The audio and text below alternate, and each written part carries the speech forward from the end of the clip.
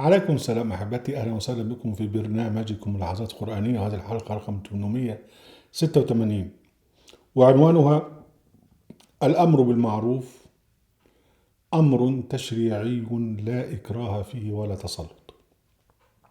طبعا سبق أن أشرنا إلى هذه الحقيقة، ولكنها تحتاج إلى تفصيل نعطي هذا التفصيل في هذه الحلقة. الله سبحانه وتعالى جعل الأمر التشريعي اختبارا للناس. لما ربنا بيقول اعمل كذا، وده حق ربنا سبحانه وتعالى في أن يعبد وحده وأن يؤمن به إلها وحده جل وعلا. ليست هناك بقى سلطة لإكراه الناس في الدين. ربنا سبحانه وتعالى حين يقول عن المسجد الحرام ومن دخله كان آمنا، مش معنى كده أنه هينزل ملائكة وتحرس البيت الحرام، لو أوكل تنفيذ هذا إلى الناس. والذي يعبث بالبيت الحرام أو الذي يتحكم بالبيت الحرام مصيره عند ربه جل وعلا. فالأوامر التشريعية في القرآن الكريم في دين الله جل وعلا هي أوامر للاختبار، نزلت ومعها الأمر بحرية الدين، لأن لهذا الدين يوما هو يوم الدين. فمن هنا بقى كما قال سبحانه وتعالى في الآية 46 من سورة الزمر: قل اللهم فاطر السماوات والأرض عالم الغيب والشهادة أنت تحكم بين عبادك فيما كانوا فيه يختلفون. فالحكم من الله جل وعلا في أمور الدين، في مدى الالتزام بأمور الدين، في مدى تنفيذ أوامره جل وعلا التشريعية، في مدى تنفيذ النهي عن المنكر. ده كله مرجوع الله سبحانه وتعالى يحكم فيه. ليس للدولة الإسلامية سلطة في الإكراه، لكن هي سلطتها في حفظ حقوق البشر. نحن قلنا هذا الكلام ونكرره هنا لكي يتضح الفارق بين الأمر بالمعروف والنهي عن المنكر في الإسلام والأمر بالمعروف والنهي عن المنكر في الدين الأرضي الوهابي وغيره من أديان الناس الأرضية التي تعطي للحاكم المستبد وأعوانه من الكهنوت أن يتدخلوا في حياة الناس بما ينفع المستبد الذي يركب الكهنوت ثم الكهنوت يركب الناس، أو يكون الحاكم المستبد هو نفسه الكهنوت كما في ما يسمى بالجمهورية الإسلامية في إيران.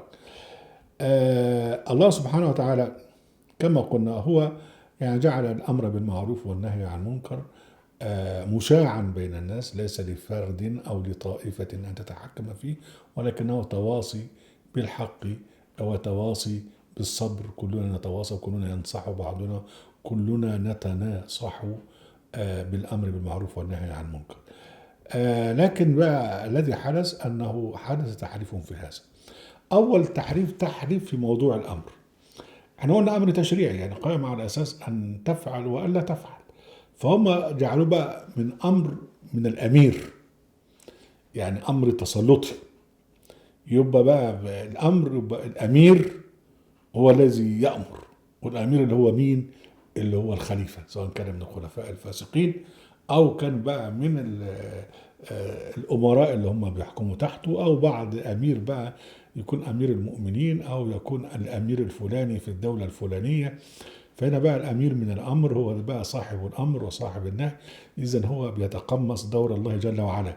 بس الفارق أن الله سبحانه وتعالى حين أنزل الأوامر جعل للحكم عليها يوما هو يوم الدين. أما صاحبنا بقى الأمير اللي هو عامل نفسه أمير وصاحب الأمر، فهو عامل للناس يوما اللي هو نفس اليوم ده اللي هو يحكم بينهم بقى بالأمر بتاعه. الذي يطيع أمره ينجو، والذي لا يطيع أمره يدخله السجن أو يقتله. ف هنا بقى حكاية إن الأمر من الأمير ده أضاع كل شيء. هو أضاع الدولة الإسلامية الديمقراطية اللي هي الديمقراطية المباشرة اللي تصاحبت، اللي هي مصدر السلطة في التشريع، والتي أفرادها والشعب كله يتداول الأمر بالمعروف والنهي عن المنكر أمرا قوليا ويتناصح. لا، أصبح بقى موضوع بقى فيه عندنا واحد أمير هو صاحب الأمر، والذي يصدر الأمر، وطبعا الذي ينفذون أوامره والذين يطبقون أوامرهم أعوانه. لأن دائما يعني السلطان أو الفرعون أو الخليفة الفاسق أو الأمير ده يعني لابد له من ملأ. الملأ اللي هو المجموعة اللي معه، وهم الذين يحتكرون معه السلطة والثروة، وهم الذين يقومون بإخضاع الناس له. ودائما الفرعون أو السلطان أو الخليفة الفاسق أو الأمير يعني لابد أن يحتاج في تطويع الناس إلى الدين، مش الدين بتاع ربنا سبحانه وتعالى، لكن الدين الأرضي.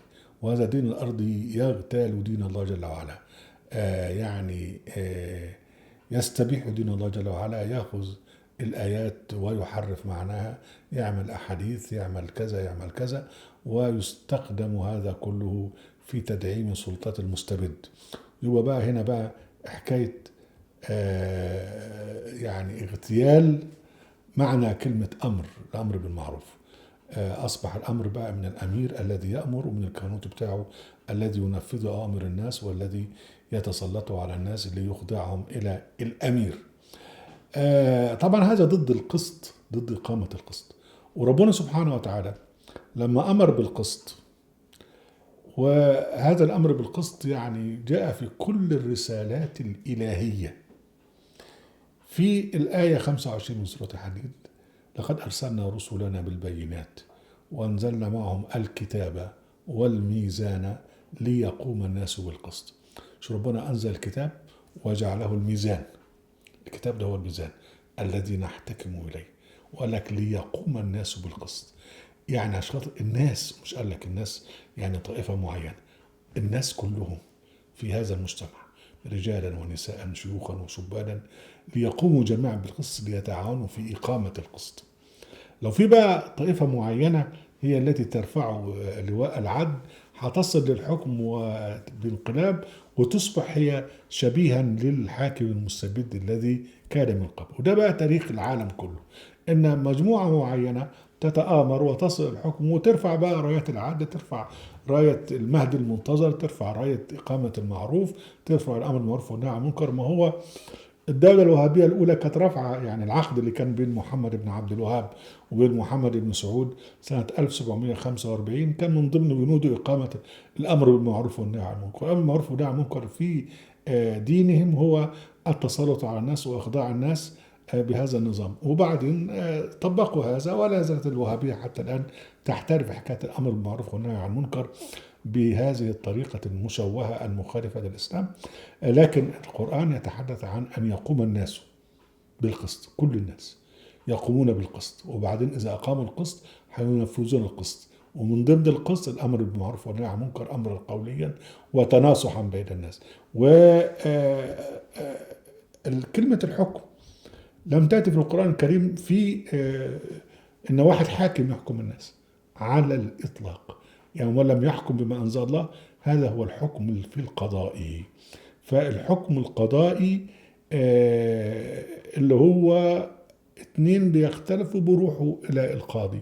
وربنا سبحانه وتعالى قال: إن الله يأمركم أن تؤدوا الأمانات إلى أهلها وإذا حكمتم بين الناس أن تحكموا بالعدل. الآية 58.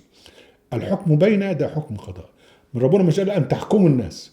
كلمة حكم لما تأتي فعل متعديا وبمعنى الحكم السياسي، يعني فلان حكم الشعب.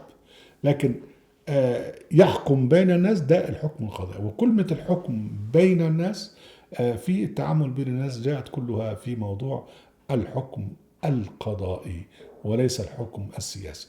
يعني كلمة الحكم السياسي جاءت مرة واحدة في القرآن الكريم عن الفساد، يعني وتدلوا بها إلى الحكام لتأكلوا فريقا من أموال الناس بالإثم وأنتم تعلمون. لكن المهم احنا عندنا هنا إن هم حرفوا موضوع الأمر وجعلوه تبع الاستبداد، وحتى حرفوا موضوع الحكم من التحاكم بين الناس، الحكم القضائي يعني بالعدل، حرفوه بقى إلى الحكم السياسي بالاستبداد. اهلا وسهلا بكم احبتي في برنامجكم اساس قرآن في قراءة اهل القرآن وموقع اهل القرآن. لا تنسوا المشاركة بشير ولايك، وعليكم السلام.